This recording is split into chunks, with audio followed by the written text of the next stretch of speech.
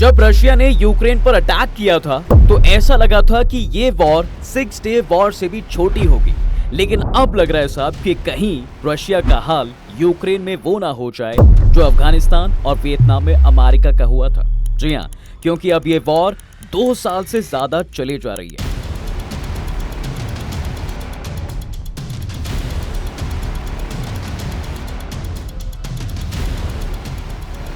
असल में जब ये जंग शुरू हुई थी तो रशिया को तो ये मालूम था कि अब इस जंग में अंकल सैम जरूर कूदेंगे, क्योंकि मसला नेटो का था।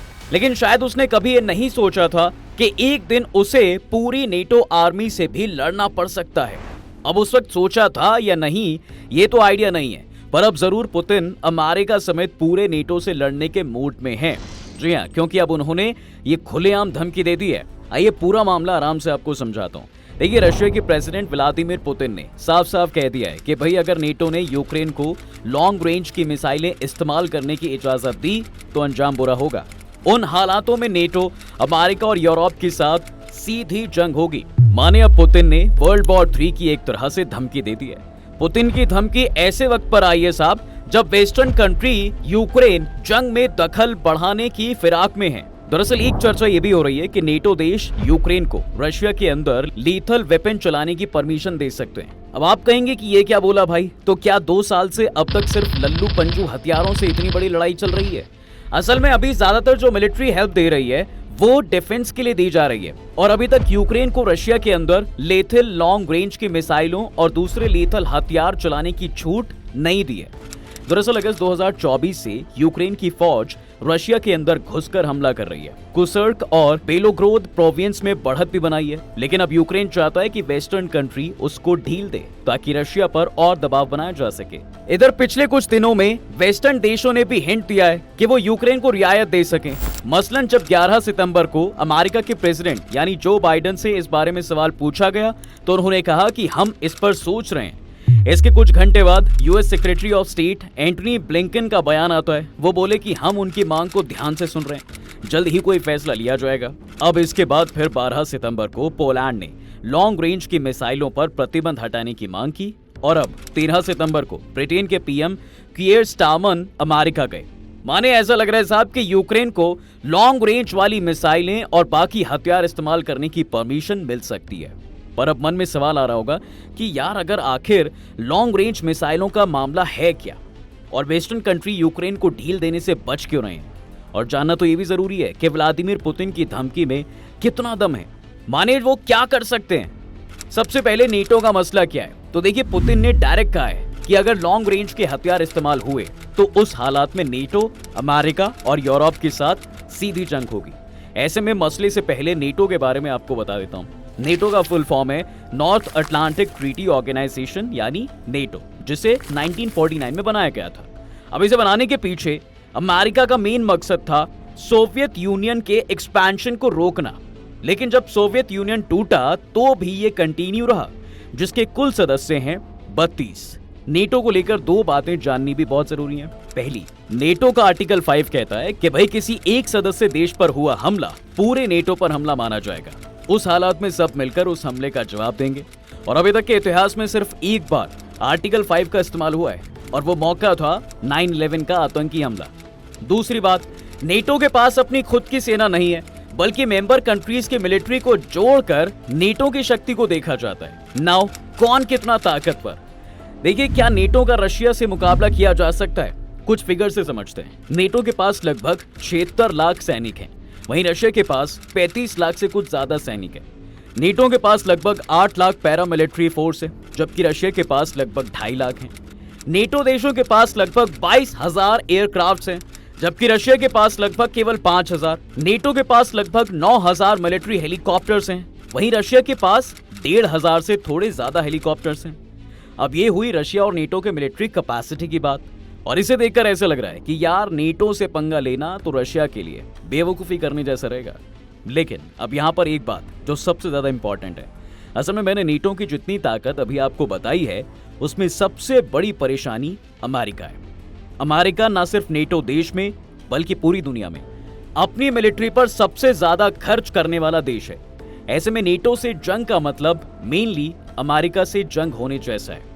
हालांकि आप रशिया को कमजोर नहीं मान सकते। हमें ये बात भी याद रखनी चाहिए कि रशिया दुनिया की सबसे बड़ी न्यूक्लियर पावर है और उसके पास अमेरिका और चाइना से भी ज्यादा न्यूक्लियर वेपन्स हैं। और हालिया जंग में पुतिन कई दफे अपनी इन्हीं हथियारों का इस्तेमाल करने की धमकी दे भी चुके हैं। कहा तो ये भी जा रहा है साहब कि इसलिए अमेरिका या नेटो अभी तक डायरेक्ट जंग में इसी डर से नहीं कूदा है, क्योंकि उनकी धमकी को हल्के में नहीं लिया जा सकता। अब बीबीसी की एक रिपोर्ट के मुताबिक आपको बता दें कि पुतिन ने 25 सितंबर को मॉस्को में सिक्योरिटी काउंसिल एक बैठक बुलाई थी, जिसमें उन्होंने कहा कि सरकार न्यूक्लियर हथियारों के इस्तेमाल से जुड़े नियम और शर्तों को बदलने जा रही है। पुतिन ने यह भी कहा कि देश की न्यूक्लियर पॉलिसीज में कई नई चीजें ऐड हो जाएंगी। इसमें रशिया के खिलाफ मिसाइल या फिर ड्रोन हमलों के खिलाफ न्यूक्लियर हथियारों का इस्तेमाल भी शामिल है। अगर रूसी इलाके में बड़े पैमाने पर मिसाइल या ड्रोन हमला होता है जिससे देश की सॉवरेंटी पर खतरा आ सकता है, तब भी रशिया न्यूक्लियर हथियारों का इस्तेमाल कर सकता है। अब इस मीटिंग में पुतिन ने यह भी कहा कि अगर कोई नॉन न्यूक्लियर कंट्री किसी न्यूक्लियर कंट्री के सपोर्ट के साथ रशिया पर हमला करता है तो इसे दोनों देशों की तरफ से किया गया हमला ही माना जाएगा।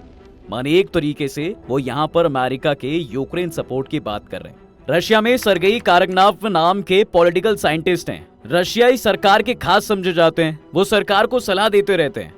अब कुछ दिन पहले उन्होंने रशियाई अखबार कॉमेसेंट को इंटरव्यू दिया, जिसमें उन्होंने कहा कि रशिया न्यूक्लियर वॉर छेड़े बिना ही देशों पर लिमिटेड न्यूक्लियर अटैक कर सकता है। पुतिन को अब अपनी न्यूक्लियर पॉलिसी बदलनी चाहिए। हमें ये मैसेज देना चाहिए कि हम अपने दुश्मनों पर न्यूक्लियर अटैक करने के लिए तैयार हैं। हालांकि उन्होंने ये भी कहा कि मैं न्यूक्लियर वॉर का सपोर्ट नहीं करता। वेस्ट एक एंडलेस लड़ाई लड़ सकता है, मैं नहीं चाहता ऐसा हो, लेकिन एक भयानक हालात पर पहुंचने से पहले हमें ये रोक देना होगा। कारगनाव के अलावा भी कुछ ऐसे कट्टरपंथी किस्म के लोग पुतिन पर न्यूक्लियर हथियार के इस्तेमाल का दबाव बना रहे हैं और कई एक्सपर्ट्स तो ये भी बोल रहे हैं साहब कि ये मीटिंग और न्यू न्यूक्लियर पॉलिसीज उसी प्रेशर का नतीजा है। अब हालिया मुद्दा क्या है?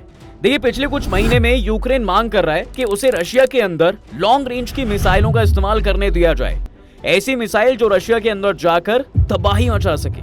तो ऐसे में सवाल उठता है साहब कि यूक्रेन की इस मांग पर अचानक एक्शन क्यों लिया जा रहा है, जबकि यूक्रेन तो महीनों से लॉन्ग रेंज की मिसाइल इस्तेमाल करने की इजाजत मांग रहा था। इसकी दो बड़ी वजहें। पहली, रशिया को ईरानी मिसाइलों की सप्लाई के रिपोर्ट्स। सितंबर की शुरुआत में रिपोर्ट आई थी ईरान रशिया को मिसाइलों की सप्लाई कर रहा है। सबसे पहले अमेरिकी अखबार वॉल स्ट्रीट जर्नल ने अपनी रिपोर्ट में यह दावा किया। इस पर हमने एक वीडियो भी बनाई थी, आप जाकर चैनल पर देख सकते हैं, लेकिन पहले इस वीडियो को देख लीजिए। इस रिपोर्ट के बाद यूरोपियन यूनियन ने चिंता जताई और उसके बाद अमेरिका ने भी कहा कि इसके लिए ईरान पर प्रतिबंध लगाया जाएगा। इन सब से इधर ईरान ने रिपोर्ट को झूठा बताया और रशिया ने भी आरोप एक्सेप्ट तो नहीं किया, मगर इतना जरूर कहा कि ईरान हमारा अच्छा दोस्त है, हम उससे हर किस्म का बिजनेस करने के लिए आजाद हैं। दूसरी वजह, परमाणु हथियारों के इस्तेमाल का डर। दरअसल यूक्रेन ने अगस्त से रशिया के कुर्स्क प्रोविंस पर कब्जा कर रखा है। पुतिन अभी तक उसको वापस लेने में सक्सेसफुल नहीं हो पाए हैं। इसी के चलते उनके ऊपर दबाव बढ़ रहा है। जानकारों का मानना है कि वेस्टर्न कंट्रीज रशिया को इंगेज करना चाहते हैं ताकि पुतिन जंग को यूक्रेन से बाहर ना ले जाएं। अब अगर रशिया की बात करें तो जाहिर सी बात है कि वो ऐसे हथियारों का इस्तेमाल नहीं ही चाहेगा। उसका तर्क है कि इस तरह की लॉन्ग रेंज की मिसाइल यूक्रेन ऑपरेट नहीं कर सकता। इन्हें चलाने के लिए सैटेलाइट से डेटा इकट्ठा किया जाता है ताकि सीधे टारगेट को निशाना बनाया जा सके।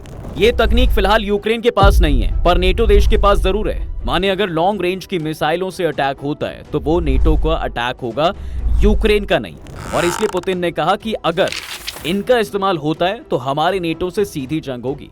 अब आखिर में सवाल ये भी तो आता है कि ये नेटो वाला मामला है क्या? दरअसल 24 फरवरी 2022 को रशिया के प्रेसिडेंट व्लादिमीर पुतिन ने यूक्रेन पर मिलिट्री ऑपरेशन का ऐलान किया था। माना जा रहा था कि यूक्रेन ज्यादा देर तक टिक नहीं पाएगा, लेकिन इस जंग को 2 साल पूरे हो चुके हैं। अभी भी सवाल वही है कि आखिर ये लड़ाई कब तक चलेगी? कब तक चलेगी उससे पहले ये देखते हैं कि ये शुरू ही क्यों हुई थी। एक जंग की दो वजहें। 1991 से पहले रशिया और यूक्रेन भी सोवियत यूनियन का हिस्सा थे, इसलिए यूक्रेन में एक बड़ी आबादी ऐसी है जो रशिया के सपोर्ट में है और यही हाल रशिया का भी है। बड़ी तादाद में ऐसे रशियाई लोग हैं जो इस जंग के लिए रशिया को ही जिम्मेदार मानते हैं और यूक्रेन के सपोर्ट में। दोनों देशों के अलग होने के बाद रशिया ने पहली बार साल 2014 में यूक्रेन पर हमला किया और यूक्रेन के क्रीमिया पर कब्जा कर लिया।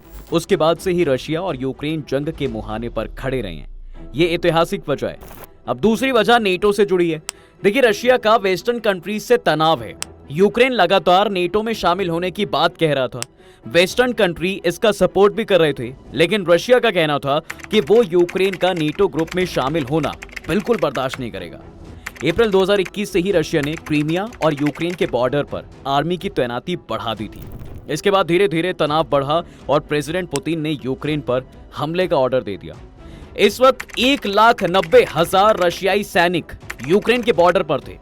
वेस्टर्न कंट्रीज का कहना है कि भाई यूक्रेन की सॉवरेंटी का मामला है कि वो अपनी इच्छा से नेटो देशों में शामिल हो सकता है, जबकि रशिया यूक्रेन के नेटो में शामिल होने के बाद नेटो को उसके बॉर्डर तक पहुंच जाने के खतरे के तौर पर देखता है। 2 साल में अब तक क्या क्या हुआ? रशिया ने 24 फरवरी 2022 को यूक्रेनी शहरों पर हवाई और जमीनी हमले शुरू किए थे। कीव पर कब्जे का इरादा था, लेकिन रशियाई सेना को यूक्रेन से अच्छी टक्कर मिली और 6 अप्रैल को रशिया को कीव से पीछे हटना पड़ा। इसके बाद 18 अप्रैल 2022 को रशिया ने पूर्वी यूक्रेन के इलाके में हमला शुरू किया। 20 मई को यूक्रेन के शहर मारियुपोल पर कब्जे के बाद रशिया ने ओडेसा के अलावा ब्लैक सी पर भी बाकी सभी यूक्रेन पोर्ट्स पर कब्जा कर लिया। यूक्रेन ने रशियाई नेवी की नाकेबंदी कर रखी थी, जिसकी वजह से खाने की आवाजाही बंद हो गई। सबसे बड़ा असर गेहूं पर पड़ा, जिसका असर पूरी दुनिया पर पड़ रहा था। ऐसे में 22 जुलाई 2022 को रशिया और यूक्रेन ने ब्लैक सी ग्रेन इनिशिएटिव पर दस्तखत किए। अब इधर जंग जारी थी और जुलाई के आखिर तक रशिया ने पूरे लुहानस्क पर कब्जा कर लिया था। इसके बाद अब लड़ाई साउदर्न यूक्रेन में लड़ाई शुरू हुई। साउदर्न यूक्रेन के जापोरिजिया न्यूक्लियर प्लांट के इलाके में गोलीबारी हो रही थी। 29 अगस्त को खार्किव इलाके में यूक्रेन ने जमीनी हमला शुरू किया। 8 अक्टूबर 2022 को यूक्रेन ने रशियाई सैनिकों के सप्लाई रूट पर एक पुल को तोड़ दिया। रशिया यूक्रेन के शहरों और बड़ी इमारतों पर ड्रोन और मिसाइलें हमले कर ही रहा था और 2022 का साल खत्म होते होते यूक्रेन ने खार्किव और फिर खेरसोन के इलाके पर भी वापस कब्जा कर लिया था और रशिया को डिनीप्रो नदी के पीछे हटना पड़ा। साल खत्म होते होते साहब रशिया यूक्रेन के सिर्फ 14% हिस्से पर कब्जा कर चुका था। माने अपनी उम्मीद से वो बहुत पीछे है। 20 मई 2023 को बखमुत पर रशिया का कब्जा होने तक रशिया के 20,000 सैनिकों की मौत हो चुकी थी ऑलरेडी और करीब 1 लाख सैनिक घायल हो गए थे। नवंबर 2023 तक ये साफ हो चुका था कि रशिया का पूरे यूक्रेन पर कब्जे का इरादा पूरा होना बहुत मुश्किल है। उधर वेस्टर्न कंट्रीज में भी यूक्रेन के लिए भी सपोर्ट कम होता दिखा। मदद के लिए वादे पूरे नहीं किए जा रहे थे। अब ऐसे में जब पुतिन ने और ज्यादा वार्निंग दे दी है, तो ये भी कहा जा सकता है कि इस जंग में रशिया से यूक्रेन को अकेले ही लड़ना पड़े, जिसके चलते लड़ाई हुई। अब उस नेटो में कैसे शामिल होगा यूक्रेन? अब इस पर एक्सपर्ट्स की माने फिलहाल यूक्रेन के नेटो में शामिल होने के चांसेस नहीं है। इसके पीछे की वजह बताते हुए एक्सपर्ट्स कहते हैं किसी देश या इलाके के नेटो में शामिल होने के लिए एक शर्त है कि वो वॉर वाली कंडीशन में नहीं होना चाहिए। यूक्रेन के एक बड़े इलाके में अभी भी रशिया सेना के साथ जंग जारी है। डोनेट्स्क और लोहान्स्क के इलाकों पर रशिया कब्जा कर चुका है। रशिया ने इन्हें अपना भी घोषित कर दिया है।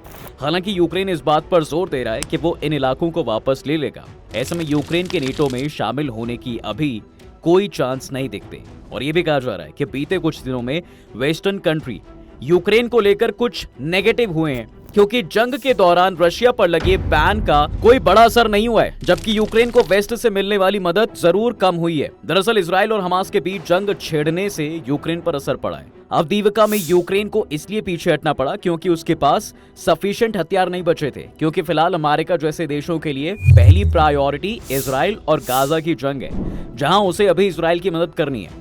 लेकिन फिर अब रशिया और यूक्रेन वॉर का क्या होगा? अब देखो साहब, जंग की शुरुआत में पुतिन चाहते थे कि वो कीव पर कब्जा करके ज़ेलेंस्की को सत्ता से बाहर कर दें और यूक्रेन के लिए अपनी मर्जी का कोई प्रेसिडेंट वहां पर सेट कर दें, लेकिन ऐसा नहीं हो सका। अब वो उन इलाकों को रशिया में मिला रहे हैं जहां रशिया सपोर्ट वाली आबादी ज्यादा है। माने अब वो दूसरे तरीके से कब्जे का प्लान कर रहे हैं। इधर यूक्रेन का भी पीछे हटने का कोई इरादा नहीं है।